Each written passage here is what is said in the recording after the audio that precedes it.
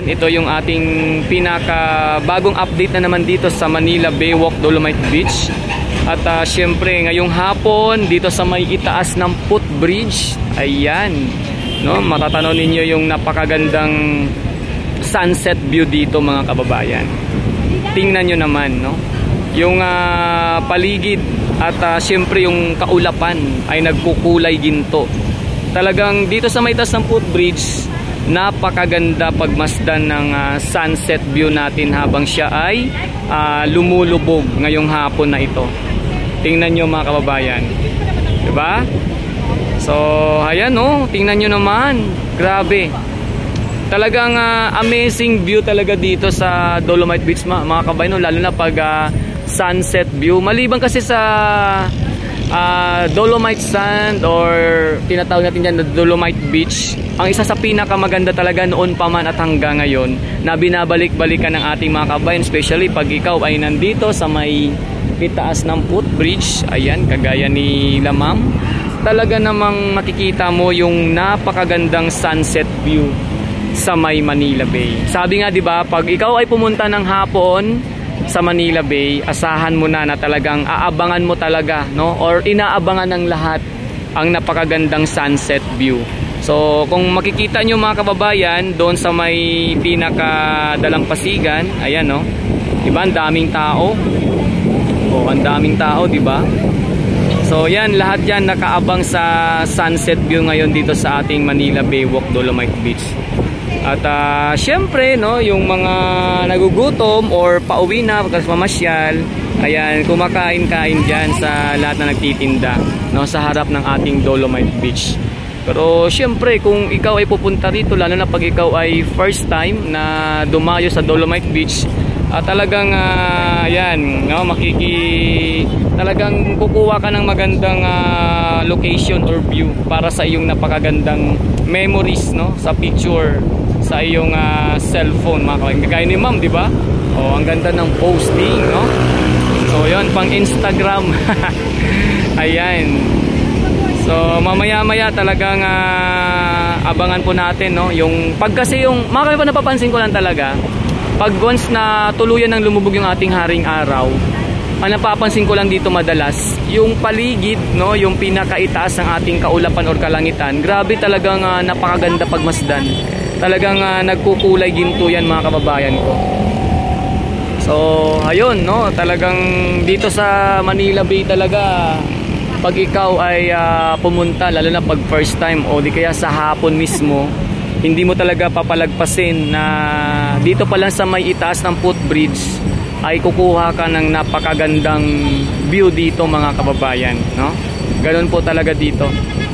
So kumbaga susulitin mo talaga yung iyong oras, iyong panahon, no? Minuto at segundo para lang makapture ang napakagandang view na yan sa Dolomite Beach. Kasi bibihira po talaga ito mga kababayan mangyari, no? Bibihira na kung saan minsan kasi makulimlim, no? Minsan maambon at minsan maraming talagang kumbaga may kumikidlat, kumukulog. O kumbaga minsan lang talaga, kumbaga hindi naman paminsan-minsan, madalas din naman, yun nga lang yung mga gantong view, yan ang maganda rito mga kababayan, no, na makapture mo talaga yung mga moment na yan. So kung kaya naman yung iba pag napunta rito, hindi talaga yan pinapalagpas ang napakagandang viewing or sunset view sa Dolomite Beach. So ayan, no, ang ganda sa may dalampasigan natin mga kababayan ko. Tingnan nyo, tsaka yung yung dagat, mapapansin ninyo, no, kahit may reflection ng ating kalangitan, pero makikita talaga natin na malinis na po talaga yung dagat sa ating Manila Baywalk Dolomite Beach or sa Manila Bay. At heto, talagang ini-enjoy ng ating mga kababayan ang pagpasyal dito. So yun, no, ito po yung ating dito, pinaka magandang view sa Manila Baywalk Dolomite Beach mga kababayan. Tingnan nyo naman, no? Ayan, tingnan mo yung mga post ni Ma'am, oh. Diba? Ganyan dito mga kababayan ko. So ayun mga kababayan, no, hindi tayo bababa. Dito na lang tayo kasi maya-maya ay closing time na. Pero syempre kahit nasa taas tayo, nakikita natin yung pinakaganap dyan sa dalampasigan ng ating Manila Baywalk Dolomite Beach. Ayan, napakaraming tao mga kababayan. Tingnan nyo, di ba? Ang daming nag-aabang talaga ng sunset. O, ayan, no? Tingnan nyo po mga kababayan, no? Ang daming tao. Tsaka napansin ko po mga kabayan, no? Sa may pinaka-rock formation at sa may pinaka-dalampasigan natin, kung mapapansin nyo, malinis na. Wala na po yung mga inaano dyan ng mga basura. Maliban na lang sa trash boom. Maliban na lang sa trash boom na nakasadsad pa rin po dyan. Pero yung pinaka-rock formation, ayan po, makikita nyo na wala ng basura.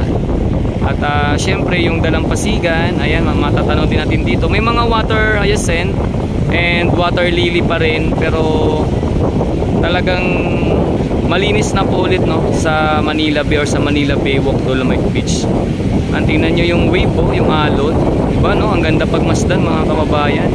Maliban sa napakagandang sunset view, yan yung magandang pagmasdan dito mga kababayan. Tingnan nyo naman, no? Ganda.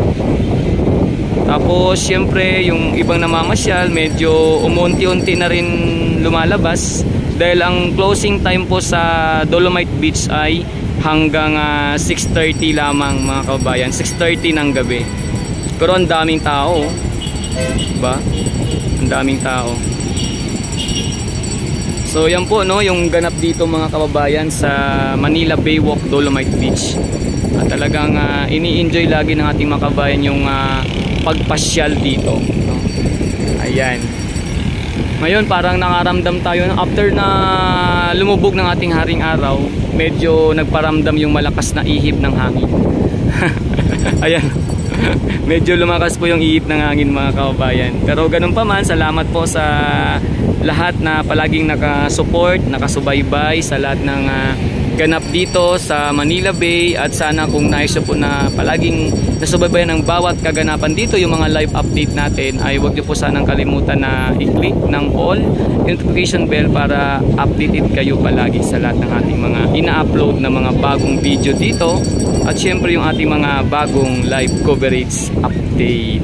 Ayan, so yan po yung ganap dito ngayon mga kabayan ko. Salamat po ng marami sa palaging pag-support sa aking YouTube channel. Ingat po tayo palagi mga kabayan.